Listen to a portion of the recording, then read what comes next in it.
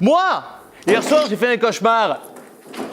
J'ai rêvé d'une banque qui, alors qu'elle savait que j'étais déjà à découvert, m'a envoyé un courrier avec un timbre à 15 € et je payais une baguette avec ma carte bleue, une baguette normale, 1,50 € et elle me faisait payer 20 € d'agio. Et ils avaient même inventé une nouvelle technique. C'est la technique du chèque que tu t'y attendais pas, celui qui passe le 31 du mois, le chèque ninja.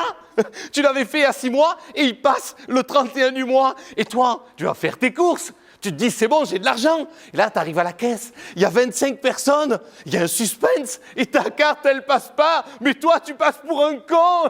Et ils avaient plein de formules pour que je gagne plus d'argent, comme par exemple le PEL. Plan épargne lenteur. Ça veut dire que dans 10 ans, j'aurai peut-être 2 € sur mon compte avec leur taux à 0,0001%. En fait, ils pouvaient m'enfiler 24 heures sur 24 et sans vaseline. Ben parce qu'ils n'étaient pas joignables. Leur numéro, c'était un 0825, 50 € la minute, 60 € l'appel. Et attends, ils n'étaient pas joignables entre midi et 2. Non, ils sont joignables entre midi et midi 2. C'est-à-dire jamais. Sans parler de la carte qui passe pas au péage ou du parking qui marche pas non plus. Mon compte courant, c'est pas des maths. C'est de la magie, je dépense rien et l'argent il disparaît.